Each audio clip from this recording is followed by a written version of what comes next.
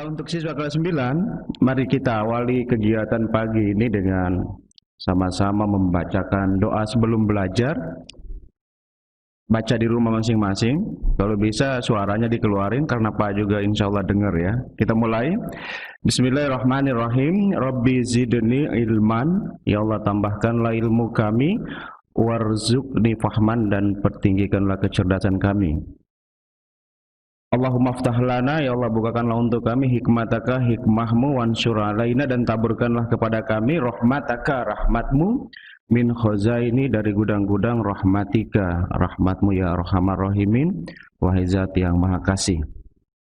Baiklah, sebelumnya Pak informasikan bahwa pembahasan kita pada pertemuan yang kedua ini, Pak sudah yakin bahwa kalian semalam pasti sudah membaca materi ini.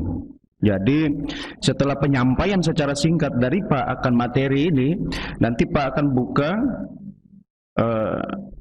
layanan telepon secara langsung kepada Pak untuk mengajukan pertanyaan. Jadi teleponnya langsung ke Pak di nomor HP Pak. Pak juga minta maaf karena WhatsApp-nya Pak juga ada gangguan, jadi tidak bisa aktif hari ini. Jadi nanti selama 30 menit materi inti Pak sampaikan, lantas kalian menelpon ke Pak. Kiranya sangat jelas ya penyampaian dari Pak ini. Kita mulai saja. Materi pembahasan kita adalah tentang optimis, ikhtiar, dan tawakal. Biasanya pada saat pertemuan itu Pak pasti melemparkan pertanyaan. Mungkin selama kalian di SD atau kelas 1, 2 atau di tengah masyarakat, kalian pernah mendengar kata apa itu optimis, apa itu ikhtiar, dan apa itu tawakal. Karena kita tidak bertatap muka secara langsung, ya Pak langsung jelaskan saja di dalam modul halaman 14. Setiap materi dalam pembahasan pelajaran agama Islam ataupun kajian agama Islam, setiap kata itu pasti diartikan secara harfiah. Menurut bahasa itu kata optimis itu apa sih? Ikhtiar itu apa? Dan tawakal itu apa? Itu paling mendasar. Kita tahu arti secara harfiah atau secara bahasa dan secara istilah, maka kita akan memahami kata itu. Jadi sifat optimis itu adalah sifat orang yang memiliki harapan positif di dalam menghadapi segala hal atau persoalan. Sedangkan kebalikan dari sifat optimis itu adalah orangnya pesimis. Apa itu pesimis? Pesimis itu mereka tidak percaya diri, mereka tidak yakin dengan persoalan yang dihadapinya. Itulah orang yang pesimis. Di situ ada 3 contoh yang kalian bisa baca sendiri. Misalnya yang pertama, Rizka dengan Abang mengikuti lomba menggambar di tingkat kabupaten. Ternyata Rizka yakin dalam lomba itu dia akan meraih hasil terbaik. Sebaliknya Abang merasa bahwa lomba kali ini tidak akan mungkin menang. Nah, itu adalah 2 sifat dalam 2 diri yang berbeda. Satu optimis, satunya pesimis, dan seterusnya. Coba kita lihat lagi. Sebagai seorang muslim, ya sudah seharusnya tidak ada kata lain dalam diri kita kecuali kata optimis. Agar apa? Agar memacu semangat kita sebagai pelajar. Pacuan di dalam semangat optimis itu adalah belajar sungguh-sungguh untuk nanti mendapatkan prestasi terbaik dan bisa membanggakan orang tua. Karena sifat optimis ini adalah sifat yang sangat karima atau akhlak yang sangat baik. Coba kalian lihat di dalam hadis Nabi, itu riwayatnya Ahmad. Pak langsung baca arti saja. Dari Abu Hurairah radhiyallahu an, dia berkata, Nabi sallallahu alaihi wasallam bersabda, tidak ada rasa isyarah. Pasti ada yang protes nih, Pak coba baca baik-baik Pak. Coba Pak ulangi ya. Rasulullah bersabda, tidak ada rasa atau firasat buruk dan kesialan yang lebih baik dari rasa optimis. Maka dinyatakan kepada beliau apa yang dimaksud dengan rasa optimis. Nabi menjawab, yaitu kalimat baik yang sering didengar oleh salah seorang dari kalian. Jadi kalimat yang baik. Hidup ini harus beri rasa percaya diri, optimis pada orang. Tapi jangan PHP. Jangan PHP itu pemberi harapan palsu. Untuk kalian biasanya kan gitu. Jadi sudah jelas optimis itu adalah sifat positif dalam diri seseorang yang mana dia selalu percaya diri di dalam menghadapi segala situasi. Itu pokok pertama yang kita kaji pagi ini. Jadi nanti persiapkan pertanyaan tentang optimis. Sekarang kita pindah ke yang kedua. Setelah yang kedua dan yang terakhir, singkat-singkat semuanya. Apa itu ikhtiar? Ikhtiar artinya berusaha sungguh-sungguh untuk mencapai harapan atau keinginan atau cita-cita. Jadi ada bahasa Latin, ora et labora, bekerja sambil berdoa. Ikhtiar ini masuknya di berusaha atau bekerja tadi sungguh-sungguh agar mencapai hasil yang paling baik. Sebagai siswa kelas 9, tidak ada harapan yang paling utama dari rasa optimis kalian, rasa yakin dan berusaha kalian mulai hari ini adalah di saat nanti seandainya musibah virus corona ini berlalu dan pemerintah menetapkan ada ujian kelulusan, nanti ada ujian sekolah dan ujian nasional, maka kalian punya optimisme bahwa saya nanti yang terbaik. Kalau bisa nilai tertinggi lah, itu kalian punya rasa optimis dibarengi dengan ikhtiar tadi, usahanya dari sekarang. Bagaimana mungkin kalian dapatkan nilai ujian sekolah yang baik kalau kemarin kita tatap muka di dalam kelas, pacek siapa yang mengikuti KBM lewat WhatsApp, mengirim tugas, ternyata sebagian 50%. Siapa yang mengikuti siaran pembelajaran seluruh mapel melalui radio Spensa kesayangan seluruh warga sekolah, ternyata hampir 25% yang tidak mengikuti. Kalau tidak mengikuti KBM di masa pandemi COVID-19 ini, itu menandakan ikhtiar kalian tidak sungguh-sungguh. Maka bagaimana mungkin kalian bisa mendapatkan hasil terbaik di akhir perjalanan kalian di Spensa. Oke, coba kita buka di halaman 15. Di situ ada firman Allah dalam Quran surat An-Najm. Di situ Allah berfirman berkaitan dengan optimis itu, a'udzubillahi minasyaitonir rajim, wa allaisa lil insani illa ma sa'a wa anna sa'yahu saufa yura thumma yujzahul jazaa'al awfa wa anna ila rabbikal muntaha. Dan bahwa manusia hanya memperoleh apa yang telah diusahakan. Jadi kalau dia berusaha, maka dia akan memperoleh apa yang diusahakan, dan sesungguhnya usahanya itu kelak akan diperlihatkan kepadanya. Kemudian akan diberi balasan kepadanya dengan balasan yang paling sempurna, dan sesungguhnya kepada Tuhan mula kesudahan segala sesuatu. Jadi dari ikhtiar usaha sungguh-sungguh inilah kalian akan mendapatkan apa yang akan kalian lihat di hari tua kalian. Ikhtiar sungguh-sungguh dari sekarang. Bahkan ada mahfuzat atau pepatah Arab menyatakan man jadda wajada. Siapa yang sungguh-sungguh dalam berusaha, dia akan mendapatkan hasil terbaik. Jadi berkaitan dengan masa depan kalian ditentukan ikhtiar kalian hari ini. Coba kalian buka di WhatsApp, FB, Facebook, kamu masuk di ada, kalau tidak salah ada Warta Guru NTT, itu kemarin di daerah Tapanuli itu ada seorang bupati. Pak bupatinya itu masih muda, dia melantik ada 9 orang pejabat.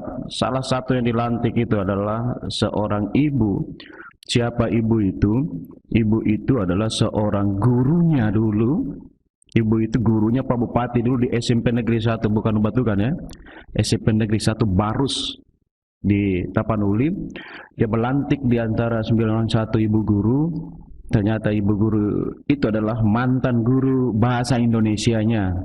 Hebatnya setelah dilantik itu Pak Bupati salam dan cium tangan ibu gurunya. Kenapa dia mengucapkan terima kasih? Karena dulu dia sekolah dari SD, SMP sampai perguruan tinggi dan jadi seorang politisi. Dia ikhtiarnya dengan sungguh-sungguh. Dia berusaha mencari yang terbaik dan akhirnya dia mewujudkan di hadapan gurunya. Pertanyaannya, apakah kalian siswa Spensa, adakah yang nanti membanggakan gurunya dengan ikhtiar dari sekarang sungguh-sungguh belajar? Antum a'lamu bi umuri dunyakum. Kamu yang menentukan masa depan hidup di dunia kamu. Ini tentang materi pembahasan kedua, ikhtiar. Terakhir, tawakal. Kita borong satu kaligus, nanti Pak Cornelis hibur dengan satu lagu, lantas masuk sesi kedua tanya jawab dan selesai. Apa itu tawakal? Tadi optimis, berusaha, punya keyakinan yang tinggi, sudah ditanamkan dalam hati, saya pasti sukses. Seperti contoh Rizka, lomba di tingkat kabupaten saya akan juara Pak. Oke, yang kedua masuk ikhtiar, sungguh-sungguhnya proses sekarang. Terakhir itulah tawakal. Apa itu tawakal? Berserah diri kepada Allah atas hasil usaha kita setelah berusaha dengan sungguh-sungguh dan berdoa. Jadi semua ikhtiar, semua usaha telah dilakukan dengan sungguh-sungguh, terakhirnya pasrah, tawakal. Tawakal itu doa. Jadi nanti siapapun yang hidup di atas dunia ini, pelajar, usahanya belajar. Nanti ujian, sudah malamnya doa. Tuhan, saya sudah belajar nih. Besok saya minta hasil yang terbaik. Ternyata hasilnya nggak bagus, ya sudah, itu takdirnya. Itu ya. Jadi dalam seluruh aspek kehidupan, siapapun yang mau menjadi orang sukses, tempuh 3 cara tadi. Optimis, yakin apa yang akan kita tuju berhasil. Kedua, mengimbangi niat baik atau semangat yang memiliki motivasi tinggi dalam cita-cita itu dibarengi dengan ikhtiar, berusaha dengan sungguh-sungguh. Terakhir, tawakal. Kunci terakhirnya adalah berdoa, pasrah semua. Itu saja pembahasan dari pertemuan kali ini. Dari 3 poin tadi. Jangan langsung telepon, Pak, apa itu optimis? Ini kalau di dalam kelas ya kena nih. Udah tahu itu di dalam situ optimis itu artinya jelas, ikhtiar jelas. Pertanyaannya itu, Pak, mengapa? Gitu loh, dibandingkan. Oke? Kayaknya jelas. Silakan siapkan pertanyaan. Kita dihibur oleh Pak Cornelis dengan lagu kesayangan. Apa lagunya? Dengarkan sendiri. Nanti kita buka telepon langsung ke Pak Cornelis, langsung menghibur kita dengan satu lagu. Baiklah, kita lanjutkan lagi dengan sesi yang kedua ini, sesi tanya jawab ya, untuk siswa kelas 9 Pendidikan Agama Islam. Tadi ada yang nelpon, silakan kalau mau telepon Pak beri kesempatan. Jika tidak, kalian lewat ya SMS juga boleh, berkaitan dengan materi pembahasan kita pada pagi hari ini. Yang nelpon atau yang memberikan pertanyaan, di tangan Pak juga ada daftar nilai harian. Siapa yang bertanya maka dia akan mendapatkan nilai. Itu adalah bentuk ikhtiar sebagai wujud kita mempelajari materi pada pagi hari ini. Baiklah, silakan yang mau bertanya, Pak, persilakan. Jadi coba kalian lihat di situ tentang ayat-ayatnya berkaitan dengan ikhtiar. Pak sambil jelaskan, jika ada yang nelpon, Pak langsung layani ya. Di dalam Al-Quran itu Allah menjelaskan, A'udzubillahi minasyaitonirrajim, innallaha la yughayyiru ma biqaumin hatta yughayyiru ma bi anfusihim. Itu berkaitan dengan 3 materi yang kita bahas ini. Kalau kita simpulkan itu adanya di ayat itu. Sesungguhnya Allah tidak mengubah nasib suatu kaum, nasib seseorang, kecuali orang itu atau kaum itu mau mengubah nasibnya sendiri. Nah, cara merubahnya seperti apa, Pak? Ya, tadi. Coba kalian buka YouTube ya. Itu peristiwanya terjadi di kampus UGM, Universitas Gadjah Mada, Yogyakarta. Di situ ada salah satu mahasiswi yang mendapatkan beasiswa di masa pemerintahan Pak SBY. Itu dia anak tukang tani. Bukan tukang tani, dia itu anaknya buruh tani, bukan anak petani.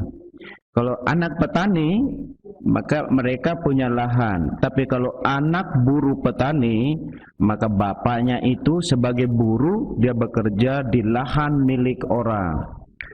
Nah, anak ini, dia melihat kondisi orang tuanya sudah miskin, maka tidak ada cara lain kecuali dia menulis di kamar dindingnya itu, bahwa saya akan meraih cita-cita untuk membanggakan orang tua saya dengan belajar sungguh-sungguh. Cita-cita saya adalah menjadi dokter. Itu hebatnya. Dia tulis di kamar dindingnya. Setelah dia tamat SMA, dia minta kepada ayahnya untuk kuliah. Tapi apa jawaban? Untuk makan saja susah. Bagaimana kau mau kuliah, nak? Baiklah, ayah akan carikan kamu untuk bisa mendapatkan beasiswa masuk perguruan tinggi. Bapaknya mengayuh sepeda begitu jauh mencari kemana, kesana kemari. Akhirnya karena usaha atau ikhtiar ayahnya, bapaknya mendapatkan beasiswa. Dan ternyata dilihat anaknya tadi sungguh-sungguh belajar, dia mendapatkan nilai yang sangat bagus sehingga mendapatkan beasiswa. Dan ternyata masuknya di mana? Di kampus UGM. Dan menjadi mahasiswa kedokteran. Dan ujung dari apa yang disampaikan oleh mahasiswi ini di hadapan presiden bahwa dia menjadi salah satu duta Indonesia. Ini contoh kecil bahwa kalian juga bisa seperti Pak Bupati yang di Tapanuli atau seorang mahasiswa yang memiliki prestasi yang sangat bagus tadi, dengan cara yang tadi. Tulis di kamar dinding kalian apa cita-cita kamu, yakin atau optimis bahwa cita-cita itu akan kalian wujudkan dengan cara pertama ikhtiar tadi. Belajar sungguh-sungguh. Setelah belajar sungguh-sungguh, kalian cari referensi dari mana saja berkaitan dengan materi yang dipelajari di internet, di buku, atau ke guru-guru. Silakan cari semua sumber. Setelah dilakukan cara ikhtiar itu, ditutup dengan tawakal, pasrah, dengan melaksanakan ibadah dan doa. Itu yang diharapkan kepada kalian semua. Pastinya banyak yang masuk lewat pertanyaan di WA, tapi maaf sekali WA-nya Pak lagi ada bermasalah. Ini Pak nunggu telepon belum ada juga nih. Jangan-jangan semuanya masih pada tidur nih ya. Saya percaya mereka tidak akan tidur karena kemarin sudah Kalian kalau tidak ada pulsa, ada caranya, hubungi Pak Abu ya, Pak Abu Ridho.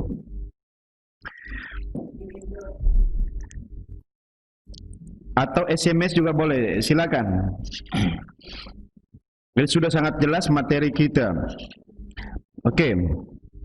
Jika belum ada pertanyaan, maka Pak akan jelaskan terakhir sebelum kita tutup karena waktu siaran Pak dibatasi sampai jam 10, kurang lebih 5 menit lagi ya. Nah, di sini ada kisah ya berkaitan dengan materi optimis, ikhtiar dan tawakal. Coba kalian buka kisah Nabi kisah sahabat Nabi dan untanya.